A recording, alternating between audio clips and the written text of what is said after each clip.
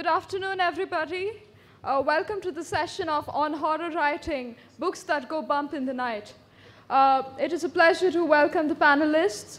Mr. Arnab Ray, better known as Great Bong, is one of India's most widely read bloggers. He has written May I Have Your Attention Please, The Mine, and Yatrik.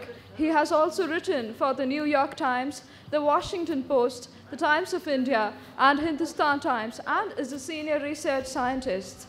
Satyarth Nayak's short stories have won the British Council Writers' Circle Prize and are published in Chicken Soup for the Soul series. A former CNN IBN correspondent, his debut novel is The Emperor's Riddles, a nationally best-selling mystery thriller.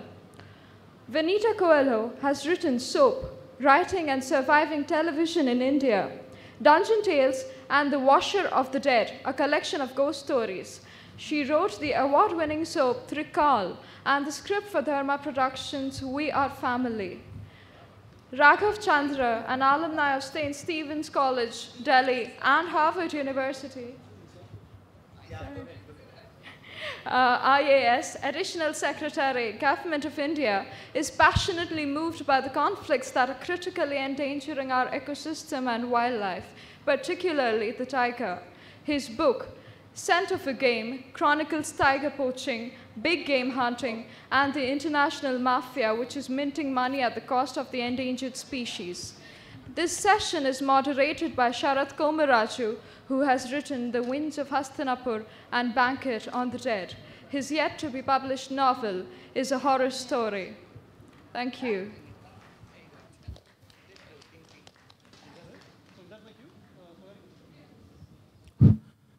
Hi guys, can you hear me, all of you? Right at the back? All right, so welcome to BLF. Welcome to the Horror and Suspense panel. So since Sagarika has done the introductions, I'll just jump right into it. So today we are talking about horror and suspense. So the first question that comes into our minds is, what is the difference, right? I mean, and all horror novels, suspense novels, or are not all suspense novels horror novels? So first, we'll put a question to the panel and ask, what is the difference between a horror novel and a suspense novel? So Raghav, do you want to take the first? That's your mic. See if it works. Hi everybody, can you hear me? It's not working? Yeah, perhaps you can now. Okay, my take is that suspense and horror, they merge with each other at some point, and where horror lurks at the fringes of suspense, and where suspense ends, horror begins, and where horror ends, suspense begins. So I'll give you, I don't think I have a definition, but I'll give you a case example to illustrate what I'm saying. Take this story. Has everyone heard the story of this tiger mauling this man who fell into the enclosure in Delhi Zoo?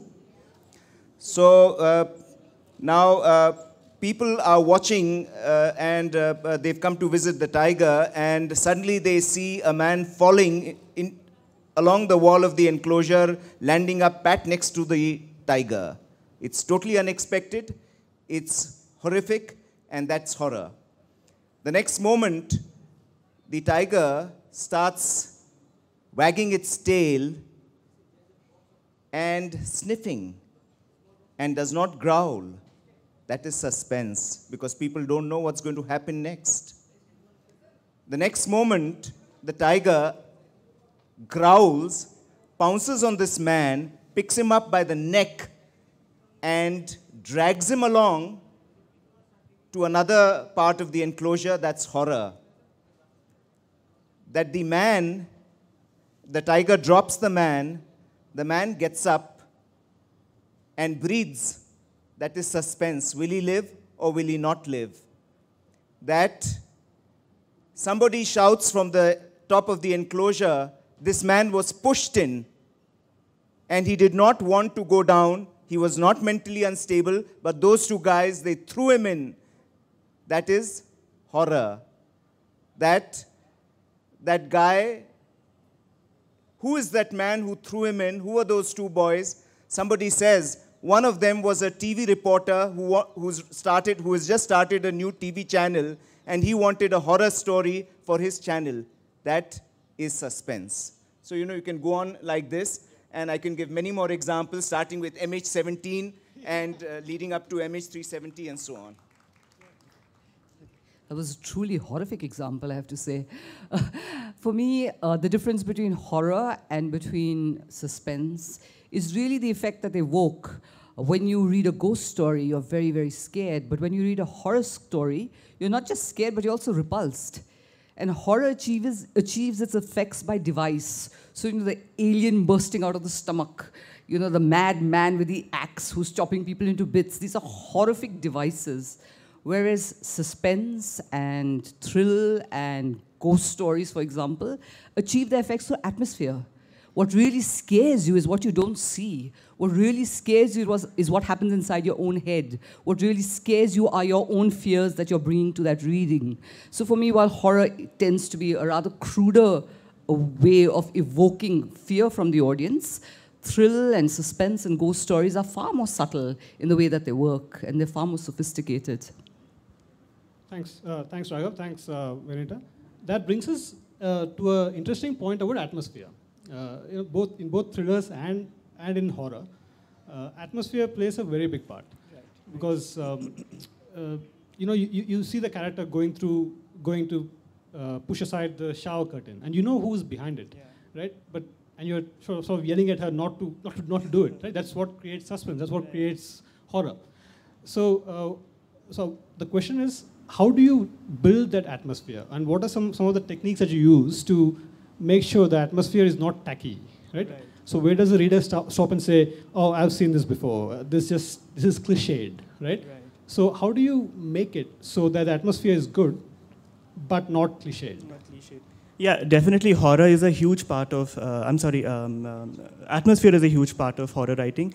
I think more than any genre, in horror specifically, atmosphere plays a very important role. And I remember watching this documentary on Alfred Hitchcock, and he had this very interesting theory called the time bomb theory, where he says it's not the actual explosion of the time bomb that's scary, it's the ticking of the bomb and knowing that there's something right under your seat. That is scary. So what he was talking about effectively is atmosphere there.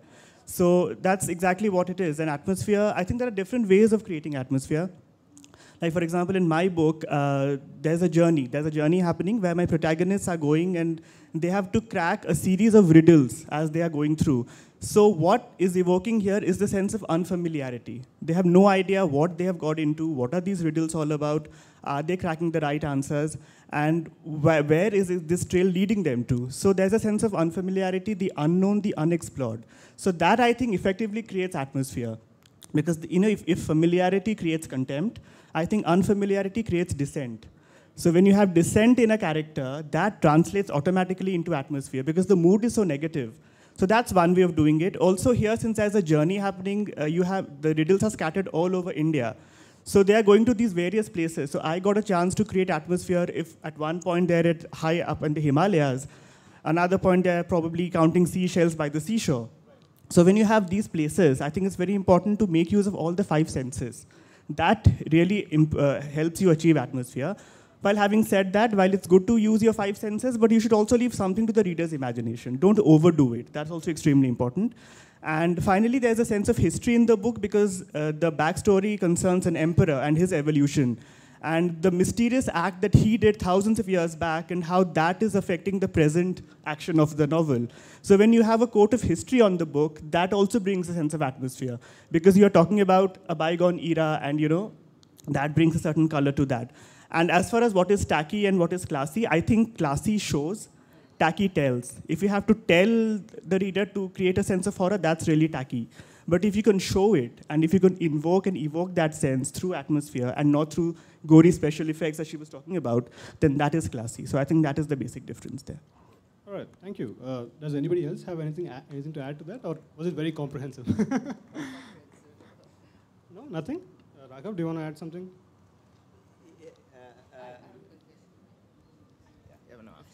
I have a confession to make. I'm on this panel under false pretenses.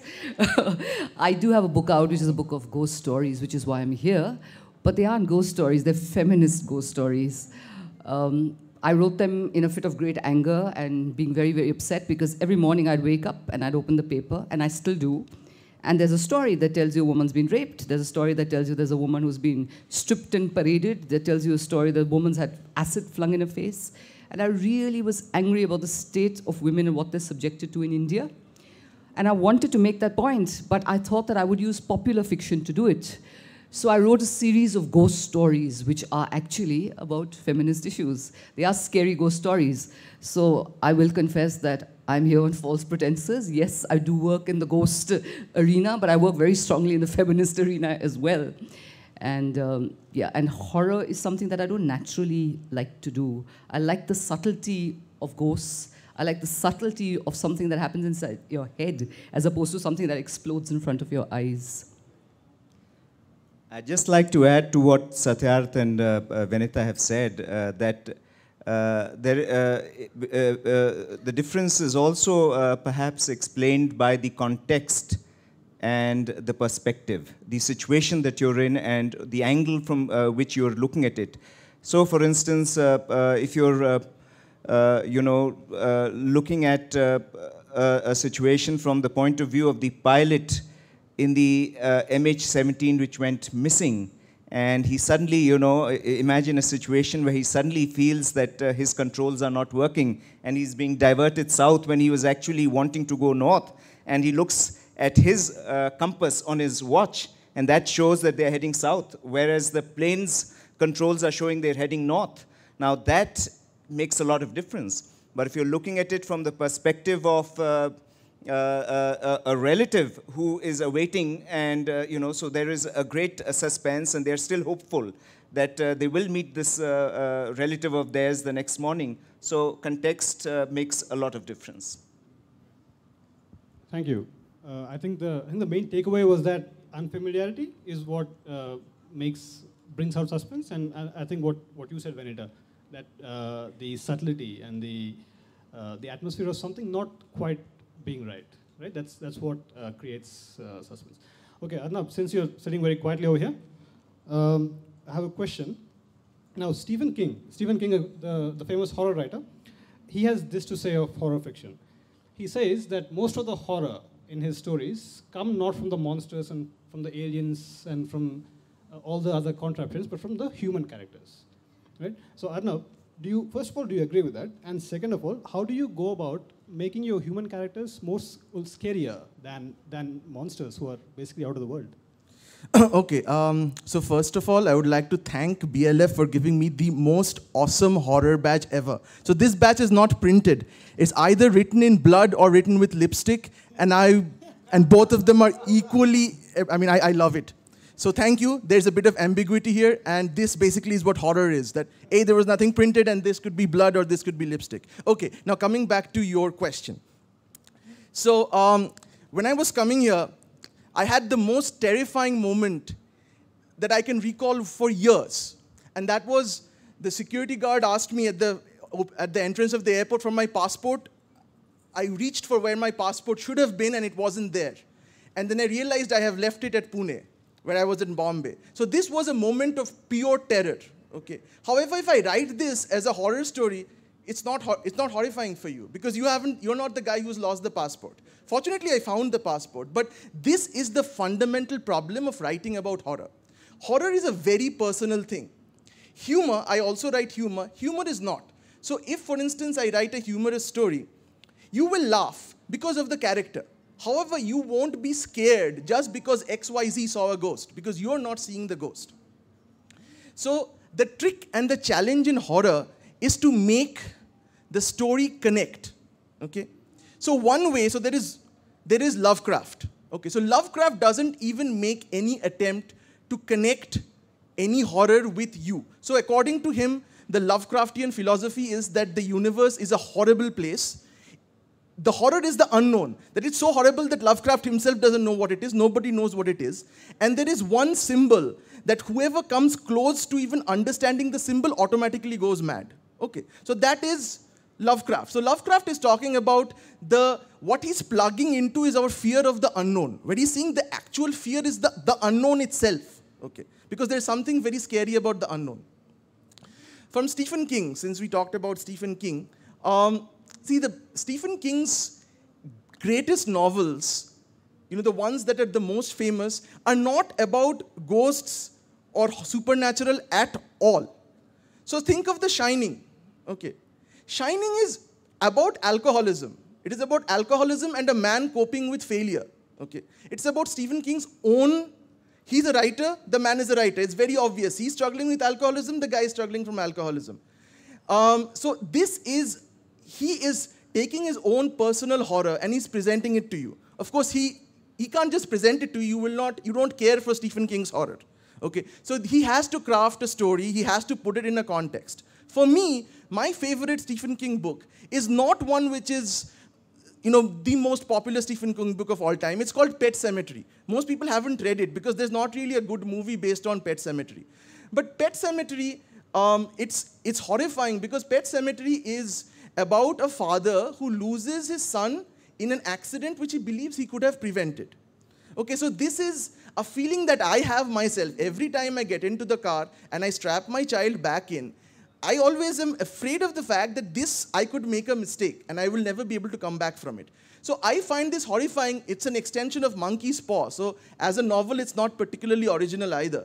But because Stephen King is so good with words and with atmosphere, that he plugs into this very basic fear that I have. And you might not have this fear. If you're 16 years old and you have no concept of what a child is, it's only an abstract thing, you will find Pet Sematary to be a very funny story about cats coming to life. Okay, this is a strange story. You might find it to be more scary because it's a clown. Okay, so it depends on who you are. So horror is very personal. Just to conclude with one thing that, since everybody can talk about perhaps one sentence about their own books. So when I wrote The Mine, the main thing was I decided I will not have, so normally when people go down inside a dark, deep thing, there are some things there. Okay, there's something in the cave or something in the mine. My conscious thing was there would be nothing there. That is the main thing. There is nothing there except these 5 people who are very normal people, but they're not normal. There's something inside each of them. And that was, for me, that was why I wrote mine, because I wanted to take 5 characters and see what it is that makes very common, ordinary people evil. That's it. All right, thank you. Venita. I think you were asking about what is scary. I think the scariest thing is a human being. I think man is really scary. I think that what we're capable of is really scary. And I think those are the scariest books, not the one about the aliens, not the one about the 3-headed monster, not the one about the thing that goes bump in the night. But for me, the really scary books are the ones in which you see that a man is capable of anything. Your serial killers, your terrible, terrible things. And I have to say that I think we are so fascinated with horror and suspense because we know what we are capable of. I have a little tattoo on my wrist here that says Tattvam Asi. It's one of the 3 Mahavakyas from yoga, and it says, you are that. And people normally think I've had it put here to remind myself that you are that we search for. But I actually had it done because I was researching a book that was set against the backdrop of the World War, and I was researching the Holocaust. And of course, everyone knows this great figure of 6 million, but I was looking at interviews with survivors, I was reading stuff, and what came home to me was all of this horror, all of this people killed, people skinned to make lamps, experiments with human beings was done by very ordinary people. It was done by bureaucrats, it was done by accountants, it was done by the guy next door. So Tattvamasi, you are that. You are capable of the biggest horror possible just by being an ordinary person. And I think those are the books that I find the scariest, when you connect with the character, and it's a character that you know could be you. Oh, that's an interesting point. Yeah. Would you like to add something to that, Satyarth? Or? Yeah, actually, she just echoed what I was thinking, because why horror fascinates me, or why thrillers fascinate me, is because they explore the human mind, the psyche, the psychology. And so to see that the brain, the cerebral space that we have, and it can have so much darkness, it could be so twisted. The brain can be very beautiful, it can be very ugly. So the fact that it explores that dichotomy and it creates a dialectic that's so intriguing, so definitely that is why horror fascinates, I think, all of us here, because the human mind is at stake here. So by common consensus, I think the scariest part of horror fiction basically is the person reading it, or the person writing it, or even the people in the novel. That's an interesting thought. Thank you, guys. And about the humor and horror, I think there's a thin line between humor and horror. If it happens to you, it's horror. If it happens to somebody else, it's humor. Right? So if you were to write your passport story, many people would laugh because it's funny. But for you, it's not, right? All right, so moving on. So there is another difference between in novels, in horror novels and suspense novels, where some novels deal with the psychological aspects of fear, psychological aspects of horror, of suspense, whereas some rely on very physical acts of violence or gore, if you want to put it that way. So the question to the panel is, what do you prefer to read and write, and which is harder, do you think, in your opinion? Nobody wants to pick? Right. Arnab, yeah, please. So, the greatest work of psychological horror is the story written by Edgar Allan Poe. I'm saying greatest, I'm obviously hyperbole, but it is definitely one of my favorite. It's The Telltale Heart. So, it's totally set in the mind of one person who can hear a heartbeat of someone he's killed. So, there has been violence, right? Somebody's been killed because he has a strange eye or something. But it's the descent of this man into madness. And that's a common theme in most of Edgar Allan Poe's works, is that there is a descent into madness. Either I've murdered my sister and buried her underground, or I've murdered... There's always this sense of, there's two things. One is somebody being buried. So Amontillado's cask. Again, somebody being buried somewhere, which is horrifying for that person, and something which is horrifying for the murderer also. So in Usher, the other guy goes mad. So there is always the violence is on both sides. Okay. But people kind of deprecate gore. Okay. They say that this is Saw. So there is a dismissive, this is so Saw. So for those of you who are aware of the Saw series of movies, it's people's hands and limbs get removed. Now, gratuitous removal of limbs is perhaps a bad idea because it's a cheap trick. And it's also not an effective trick if you're writing. It's a more effective trick if you're making a movie. Because how do you write in an effective way about people's hands and legs being removed? However, there is a scene in which, in Shining, around likely the last one-third of the, where Jack Torrance goes after his wife. And the violence goes on for like about 15 to 20 pages. Hits her, she runs. Hits her, she runs. But it is not, and you would think that it is extremely lurid. And there was a time in which, I think on writing, Stephen King says, if you're writing on horror, don't move the camera away. Okay? That kind of runs counter to what we believe that horror should not be shown, it should be implied. But over there, the horror is not that this guy, that blood is coming out. The horror is how dehumanized this person has become and how the house has utterly changed him, or not. Maybe the violence was always in him. So the violence there is for a higher purpose. And I know this is a subtle point. It's like women revealing scenes and saying this was for the story. So there is always this, I can always justify that the horror is there for a higher purpose. But most readers and most of the audience is able to see through what is just purely gratuitous horror, gratuitous violence, and where the violence actually serves a purpose. Cool, that's an interesting point. Yeah, would you? The mic's just getting passed on. Okay, I love working with atmosphere. One of my favorite writers is M.R. James. And those stories of his are pure atmosphere. There's an entire story that's set on a man and his daughter walking to a church and sitting down. And nothing happens except that they become aware that someone is sitting behind them. There's a presence behind them. That's such a scary story. They don't dare turn their heads, so you don't know what the presence is, but that manages to scare the pants off you completely. So I love that kind of writing. The other thing that I love is that we live in India, which is a much haunted land. Every state of India has its own collection of ghosts. You have the Churel with the feet turned backwards, who loves stealing children. You have the Petni Budi, which is a witch that comes from Bengal.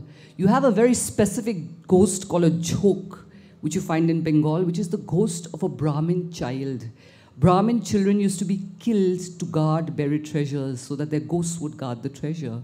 You have Petni Budis, you have Bhoots, Prets, Pishachas.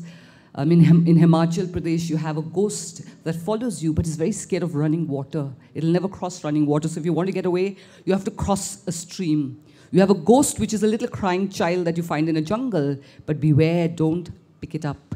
Because when you pick it up, it'll get heavier and heavier and heavier, and you won't be able to put it down. So I love the fact that India has this collection of absolutely amazing ghosts. And that was something that I wanted to work with in my book as well. I grew up hearing ghost stories. My mother was a fabulous ghost storyteller. We were brought up in Calcutta, where there used to be frequent power cuts. The minute the lights went off, you'd hear these thumps on the door. All the neighborhood kids would come to my house, and my mother would light one candle. And while that candle lasted, she'd tell us these terrifying ghost stories. And the session would start with all the kids sitting far away, and they'd get closer and closer and closer. And by the end of the session, they'd all be in her lap, hanging onto her hair, terrified.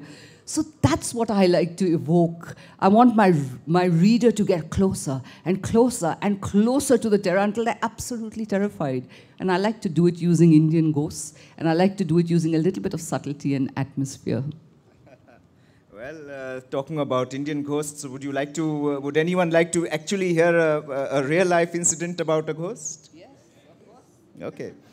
Well, I was subdivisional magistrate in a small part of Madhya Pradesh in Jabalpur district, and it was the hottest, it was the severest drought that the state had ever seen in its past several decades.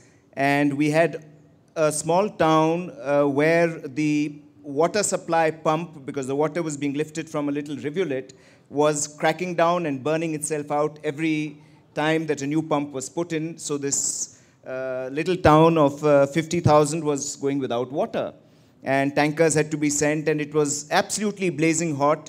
And every time I would inquire what was happening to the water pumps, I was told that there's a water spirit which is preventing the pump from coming live and is burning it out. This happened 5 times. The 6th time, I wanted to check out myself. I went, it was about 50 kilometers away from my seat of headquarters, landed up there on this absolutely blazing hot afternoon, 50 degrees or 49 degrees under the sun. And the place from where the water was to be lifted, I was told by my water engineer that this pump attendant, he went there to start this new motor, brand new motor, the last that we had left. And suddenly, this chap came jumping out of the water, and he was palpitating. He was gasping for breath. It was like a hallucination, and his hair had stood in all directions, and this guy collapsed. And I reached probably a couple of minutes after this guy had collapsed, the pump attendant. So we said, what are we to do? So we first rushed him off to the hospital to get him reactivated and to give him glucose and all that, and the drip. And this was the 6th pump that had failed. And we had the last pump, which was all an assembled kind of thing. And if this failed, this city would go without water. They would have to come to the river every day, walk half a kilometer to fetch water. So this fellow said, sir, I have to call the local Ojha, the exorcist. And I didn't believe it. And I was the subdivisional magistrate. How could I believe this? But this guy insisted. He said, sir, if you don't do it, this thing will not clear out. And every time we hear that there was some person who used to stay here, and he's not allowing the pump to succeed. And we had actually changed the location because this was the deepest sump from where the water could be lifted. So the Ojha was called, he brought in his nariyal, he brought in his agarbattis, he chanted some mantras into this boy's ears. And this unconscious boy, lo and behold, stood up ramrod erect, and he started shouting. He said, look, this was my place for bathing, and you guys have evicted me out of it. How will I let your pump succeed? So I dutifully said, Baba, please allow this to succeed. There's 50,000 villagers who will go without water, and you have to do this for him. And I will get a ghat made here. I'll put agarbattis, and we'll do a proper puja and all that. And I'm told, surprisingly, that the pump was installed after this thing, and it worked. I still don't know whether to believe it or not, but that boy, the pump attendant, he died soon after. So this is a very horrific story. Do we have any more horror stories from real life? No. Would you like to hear them? No? We'll take a vote. Would you like to hear some horror? No? I don't have a horror story as such, no paranormal activities, but I have met someone called Ipshita Roy Chakravarti. I don't know if anyone has heard about her. She is supposed to be India's only certified witch, and she's a Wiccan priestess, and she actually hands out love potions and success potions to her clients. And I remember meeting her and hearing a lot of what she called real-life horror stories, which range from necrophilia, where she had this incident where she attended a Bengali wedding where the bride was actually a dead body. And in the middle of the night, in the room of the groom, the bride just comes to life. So it ranges from, okay, wonderful. So what about blood-sucking dolls? Because she also mentioned that. Yeah. Okay. So there's apparently a blood-sucking doll that she has very safely installed in a bank locker in Calcutta, which she claims was very terribly horrifying. So that is my closest brush with paranormal. And end of the session, when I asked her to write something for me, she scribbles on a piece of paper, "You are a chosen one." And I still have no idea what that means. So I have no idea what that means. It could mean something absolutely terrifying. So Chosen for what, right? Exactly, that's my point. Chosen for what? Suspense. So that's the suspense. That's suspense and horror together, I guess. So there is a house in Mudiali, which is a place in Calcutta. So my uncle used to live in the house right next to it. It was a very strange house because here are all these houses, and there is this really old, dilapidated house which no promoter has broken down and made into a new house. So I asked him, what's the deal with this strange house? And there's never a light on in that house. So he said, okay, nobody will go there because there's a ghost. I said, okay, so what happened? So of course, if there's so here's the story. So when my uncle was a little kid, there was a man who used to live there who wouldn't come out. And he had a Brahmin maidservant. So there's a specific name for that, which I'm not saying. So she used to come to the window and say, "He's going to kill me, he's going to kill me." And nobody took her seriously because she could just as well walk out, right? Why would she go to the window and say, "He's going to kill me"? And he never killed her. Except this one day when she ran out of the house and she was on fire. So, and then she died on the street. So my uncle said that he was a kid then, and his mother, who was then a young woman, they'd all come out to try to douse the flame. And she had been set on fire by someone. The police came. The police were not interested in investigating. There was a rich guy staying here alone. Somebody had died. They just came. They left. Okay. So then this man died and went away. And nobody would stay in the house because of that incident. Till in the 80s, a couple came to stay in that house. And so this couple had come without parents. So it was fairly obvious that they had eloped.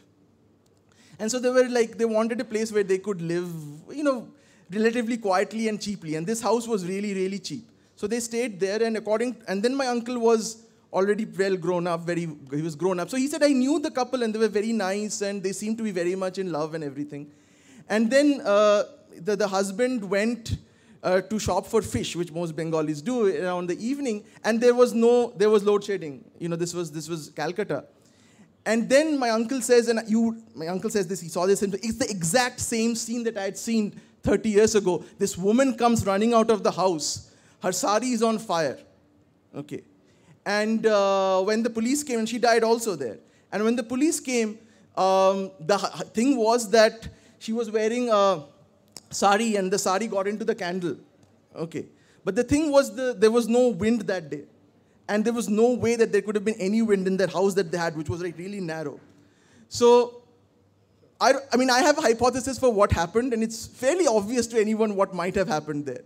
But again, the very fact that, what's horrifying is the fact that history repeats itself, even in very unintentional ways, and that kind of gives rise to the ghost story. There is no ghost there at all. However, two things happen which are coincidental. Both of them, I believe, are murders, and yet a third thing is born, which is a ghost. That's interesting. Venita, one last story, maybe from you? Make it really, really scary. Yeah, as someone really wise once said to me, don't be stupid enough to believe this, but don't be stupid enough not to believe it either. And I think really that's where the thrill of horror and scary stories lies, because your rational mind doesn't believe this stuff. But there's another part of you that doesn't not believe it. Okay, so we as kids were brought up on these stories of Uncle Melville. I mean, generations of our children have now been scared to death by Uncle Melville. Uncle Melville was legendary in our family. When he was 6 years old, we used to live in Bareilly. When he was 6 years old, a group of aghoris passed the house. And he was so fascinated by them, he followed them and went. And he vanished. And 30 years later, there was a knock on the door, and family opened it. And there was this man standing there saying, I'm Melville. And he'd run away because he had got so frightened of what he was learning with the aghoris. I mean, the powers that he had supposedly accumulated, that he'd run away and come back. And he stayed with the family. And at night, people would hear voices in his room. And when he'd come out the next morning, he'd have been beaten. He'd have bruises all over. And one night, my grandmother opened the door, and she saw him being lifted off the bed and slammed back. Lifted off the bed and slammed back. And the next day, she asked him what's happening. And he said, हमने तो, जो ghosts, हमने बहुत पछताया है. His story was that to gain their powers, they had done all kinds of tapasyas, which included torturing spirits. And now he was haunted by spirits who had followed him to torture him until he died. And eventually he did die. But Uncle Melville was our ghost story. Wow. Oh, thank you, everyone. Yeah, thank you. Right, so I've just got word that we're running short of time. So we will stop the panel discussion here, and we will open it up for questions, for any questions we may have, or any shared ghost stories. Does someone want to take the mic, maybe? Take the mic and just pass it around, eh?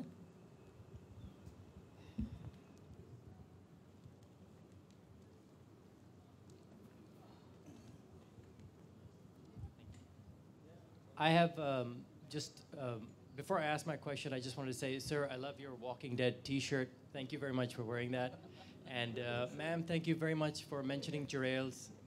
Big part of my childhood, especially during load shedding. I caught the last end of the conversation about man being the ultimate monster. Do you think for horror stories it is absolutely necessary to have monsters? Or should it just be all in the mind, just like you mentioned in The Shining about how he's deteriorating because he's inside the hotel? Thank you. So, and this is a very personal answer. I do not like monsters. I do not, the moment they show a monster, I am turned off by whatever I'm seeing. So I'll give you a great example of a amazing movie, which is Blair Witch Project, which many people hate, but I love, and I'll tell you why I love this. So most of it is just the camera moving around like this.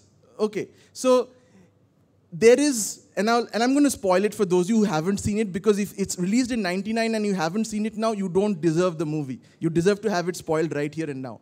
So there is, in the beginning, they set up this premise that when the Blair Witch kills, she takes two kids, and she makes this one kid look at the wall, and she kills the other kid. Okay, they set this premise up at the very beginning, and it's almost thrown there, and it's not mentioned again. And then the movie goes on, and you're like, I'm so scared, I can't breathe. Okay, so you're there, and then suddenly the last scene is she runs in, and he sees that this other person is looking at the wall. That's it. And then the camera fades out. When I first saw it, I didn't realize because I'd forgotten what they had. So I said, what just happened? And then I realized what it was. And that was a scary moment. The scary moment is not the fact that this person is going to get killed. The scary moment is the realization that it's you connecting the end with the beginning. It's that mental process inside you. And that is the best you can do in horror. It is when you connect something that happens there with your real life. So if the monster is something, if the scary thing, if, for instance, you're scared by something like Godzilla. For instance, I found the movie Godzilla to be hilarious. It's like Johnny Sokko and the flying robot. Okay. So it is hilarious because I find no connection between a giant monster going and obliterating buildings. It doesn't, I'm not afraid of buildings in any way. But there might be somebody for whom the deepest fear is that he sees a building collapse. Maybe if you were in a building collapse, maybe that is a big fear for you. So the monster is they're just for commercial purposes. Because, we love to see monsters. You can't sell a movie without a monster. You can't sell a book without a monster. As a matter of fact, there was a publisher who said, this is not, when I wrote The Mind, this is not horror, this is thriller. There are no monsters, there are no ghosts. So, and that is the definition. There has to be some element of supernatural horror and monsters. I don't agree. I think good horror stories should not have monsters. I don't like monsters either, but monsters come in all shapes and sizes, and the kind of monsters that I like are the ones that are human. For example, the scariest monster I ever come across is in Silence of the Lambs. How scary is Hannibal Lecter? It's a human monster. Is it on? Hello. Yeah, here. Okay. There's another person, but go ahead. Can I go ahead? Yeah. My question is, do you think it is easier to make a horror movie because of all these camera effects and this audio visual effects, the 3D thing which has come in? Do you think it's getting even more tougher to engage people in a novel from a horror point of view than with a movie where people can just go get horrified and come back? So is it getting tougher and tougher to engage people in a novel than give them a visual, actual experience in a 3D kind of a format? I think I agree with that, because if you see a lot of Hollywood horror movies that's coming out these days, they're not doing really that well. And there's a reason for that. And if you see the way they're reviewed, everyone say that it's full of special effects, and there's a lot of criticism for that these are cheap horror tricks that are being used. There's no sense of atmosphere. There's no sense of the mind being used to actually scare you. It's just cheap tricks, camera angles, special effects. So obviously that is a problem there, and also that kind of reflects in your writing. If you're writing just for the sake of thrilling someone, there's just sensationalism. There is nothing subtle about your horror. Horror has to be subtle. It cannot be loud in your face. That's cheap. That's tacky. So that's a challenge definitely for any aspiring, whether it's a horror filmmaker or a horror writer. You have to horror basically needs to tap into your primal fears.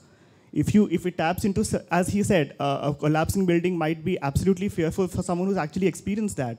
So if a horror film or a horror book can tap into those innermost recesses of the mind and tap that primal fear, then you have succeeded. And no amount of cheap tricks, camera angles, or special effects will do that. That is why, if you see Japanese horror, why is that so successful? Because they use subtlety. But the moment you see an American remake of that, it's full of all kinds of shit, and it looks absolutely bad. Look at the original Ring and the American Ring. There's a huge difference in terms of how they're trying to scare. So it's a challenge, and some people have started approaching and trying to get something out of it, but it's going to be difficult. If I could, so there's one thing, yes, the guy who's making a horror movie has all these plus points on one side. Music, silence, somebody screaming, there are all these visual cues. There's the whole immersion. So dark theater. But there's one thing which he doesn't have, which the guy who's writing a book has. And that the guy who's writing a book has infinite space. So he can create compelling characters. The guy in a movie is confined by 1.5 hours. Okay, that is his biggest limitation. So horror is ineffective unless you care for the characters. Bad horror movies, you don't care. Okay, Texas Chainsaw Massacre, you don't care for the kids who are being killed. Okay, so there's a Leatherface is running around with the chainsaw. But do you really care for the guys being killed? No. If it is written as a book, you could make them, you care for the guys when they die in Game of Thrones. Because the characters have been built. That is why. Otherwise, death is not horrifying. Do you think these kinds of movies are actually having a reverse effect on others who are trying to appeal to that new audience who are brought up, the yuppies are brought up watching such kind of movies in 3D and these kind of visual effects. So do you think that is affecting authors in the way they're approaching writing a horror novel? I think when you see a movie, your horror comes to you prepackaged. When you're sitting there reading a book, I think we all leave the reader out of the equation. But when you as a reader are sitting there reading a book, there's you, there's a book, and there's what's happening inside your head. And your imagination, if the author has done his job right, will give the shape of your fears to what you're reading. So I think a horror experience while reading can be the most powerful possible experience because it's you. You are imagining it. You are unleashing everything that you are really, really scared of. So I think if the author gets it right, a scary book is about 5 times more scary than a scary movie. But But you have a point when you say that that's affecting authors, and so authors are also seeking, just like the readers are seeking instant gratification, authors too are seeking instant gratification and are therefore cutting corners and giving you the effects without the story. I had a question on the movie Romancing the Stone. And if you see, the humans are not scary, and there's no monster in that. But what makes it scary is the animals. So, like in any other story, can you give me a story that in which ghosts are not present, but in place of them, animals play the role of the ghost? Well, Jurassic Park is one of those films which Jaws, Jurassic Park. Jaws, you had a shark. The Jurassic Park, you had dinosaurs popping out of nowhere, and really bloodthirsty ones at that. And in my book, Scent of a Game, I've got tigers, but tigers are more the victims than anybody else. So it's there the ghost or the monster is the human being, which is poaching and killing tigers. Also, you know, a lot of these monster movies that have animals, they're actually graphics. And I think that really spoils the fun. I mean, if you look at Jumanji, I don't think any of those flying insects are actually scary, because you can make out these are dull graphics. So I think very few movies actually employ real-life monsters, which anyways is a tall order to ask. So, but there are very few. You agree? So there's a Bengali book I would recommend. I think there are decent translations available. It's called Chander Pahar. Okay, and it has, don't see the movie with a certain person in it who's okay, don't see the movie, please. Read the book. So the book has a character called Bunip, who's almost never seen. He's a super ape. And I am pretty sure that there are elements of Congo, Michael Crichton's, which are lifted in toto from, because it's too uncannily similar to have been a coincidence, from Chander Pahar. Chander Pahar is a work written many decades ago, and it is a brilliant book. I'm so glad this young boy stood up and asked that, because I have to tell you this. The greatest audience for horror on television and in films is children. If you all remember the Zee Horror show, which was this huge hit, any current television horror show, 80% of your viewership is children. Any film that's a huge hit as a horror film, largest viewing segment is either young adult or younger than that. So that's something to think about. And this young man deserves a great clap for braving it and asking such a brilliant question. Congratulations. Here. Do we have time, Sagarika? All right, we do have time. Sure, I'm right here. Oh, sorry. Yeah, firstly, I just want to, about the Godzilla film. It's not really a horror, more like a representation of Japan's fear of nuclear warheads, which is a different kind of fear.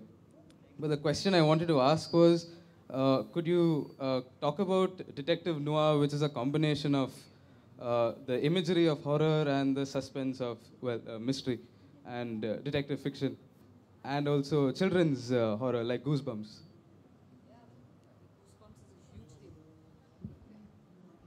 Okay, I'll just talk about Goosebumps. I mean, that's one of the largest selling series in the world. It sold millions of copies. And I've always been fascinated by how much kids love horror. And I think it comes out of the fact that when you're a child, you have a lot of fears. There's a huge unknown world out there. And you love engaging with it in a safe space. So you read a book. It's a way of confronting your own horrors. And as a mother, you see your child try to deal with fears. And we grow up and we pretend to become a little sophisticated, but I think we're doing exactly the same thing when we walk into a hall to see a horror movie. I think we're doing exactly the same thing when we pick up a book and we read it. And those fears have a whole range from the fear of the bomb, which could be the express fear of an entire nation, to a very personal fear, which could be a fear of spiders or whatever. As a race, we're wonderfully fearful. For all our sophistication, we are still those people who sat around a fire and looked over our shoulders and wondered what was lurking in the dark. So I think horror and suspense are a genre that will never go away. As long as we are fearful, there's plenty to write about. Yeah, I ditto that. You want to talk about detective noir? Well, you know, I have grown up reading Agatha Christie and Sherlock Holmes, so I have been a huge fan of those writers. So definitely, I think murder mysteries come with their own sense of not exactly horror, maybe, but they're great thrillers. Who Done It always makes for a great thriller, because here the monster is unknown. You have no idea who was actually killed, and the final revelation, the final twist is always very interesting in the end. So detective noir, and of course now we have Lee Child and those kind of writers who are coming in with their own brand of detective fiction. So that's definitely an area to look into, sure. So I come back to the Godzilla question. So Godzilla, that might have been the original reason for Godzilla, but for the latest 2014 Godzilla movie, the nuclear thing is not there. It is essentially a huge summer blockbuster about big things breaking big buildings. A more effective encapsulation of the fear of nuclear holocaust is the genre of zombies.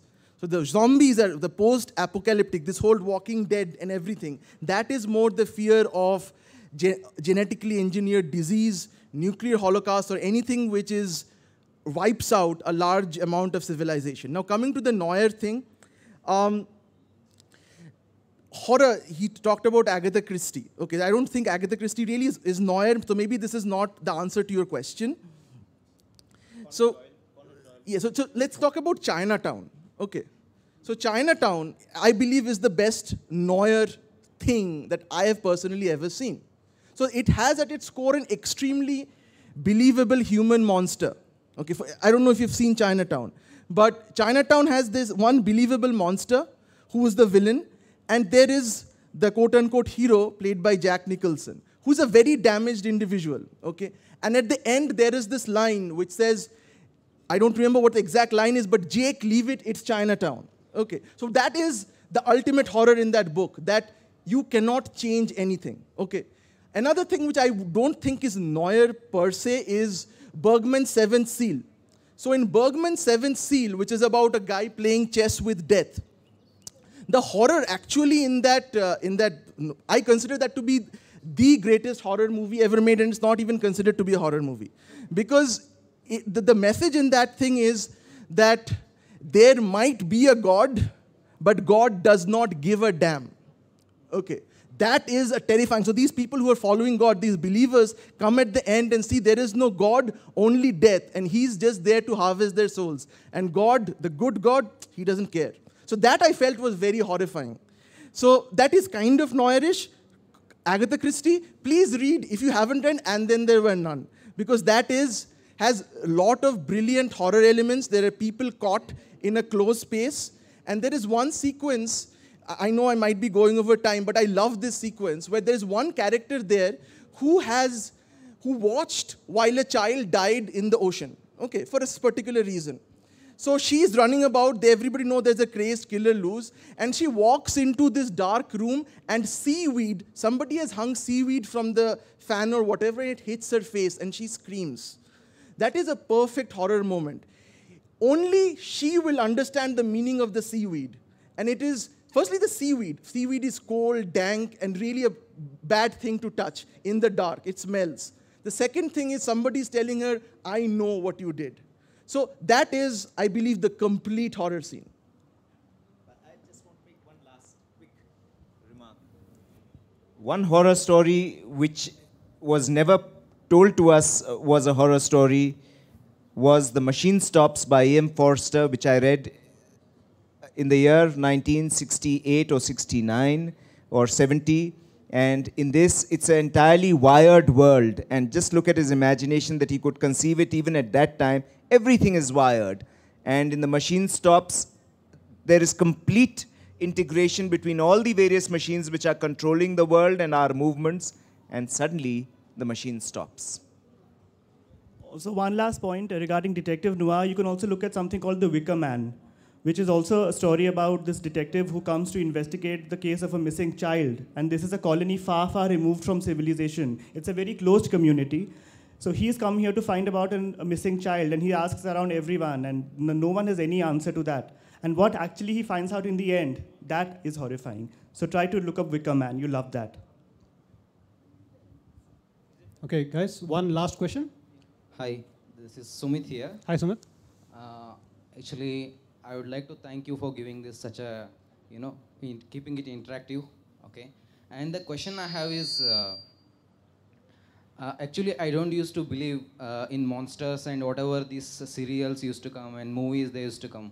But ever since watching the Dexter serial, I have started getting a feel that good to have a monster in a way of having a dark passenger, who used to clean the society by finishing this all culprits and, making it more, he used to keep that secret, whatever he used to do. But in other way, he used to clean the society. That is my feeling that ever since I started watching, I am feeling more inclined towards the monster effect on the humanity. So this is my feeling. So what do you guys feel about that?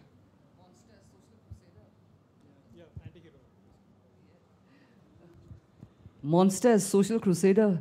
We need lots and lots of those in India. We have so many things to crusade against.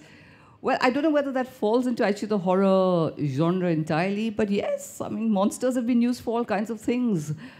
Our fears have been used for all kinds of things. As I said earlier, as long as we're fearful, in various forms, you'll have all kinds of entertainment that plays on that. Okay. Thank you. Okay. Sorry, I'm so sorry. Yeah, we're out of time. Thank you. Gone over the time limit. Thank you very much. You've been a wonderful audience, and I thank the panelists for joining us and spending so much time and taking all the questions. I request all the audience to go backstage. There will be a signing by the authors. Also, this year, the BLF, the panelists may listen. This year, the BLF is not simply about the written word. We have at the festival a wonderful showcase of contemporary art and culture. I think you must have seen that while coming in. Bangalore Literature Festival, in association with our venue and hospitality partner, Crown Plaza, Bengaluru, Electronic City, proudly presents Forms, Faces, Forces, an exhibition celebrating motives and emotions that books bring alive.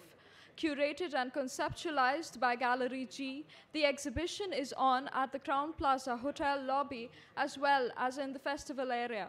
Crown Plaza is hosting an opening of the exhibition at their lobby today at 6:30 p.m. with complimentary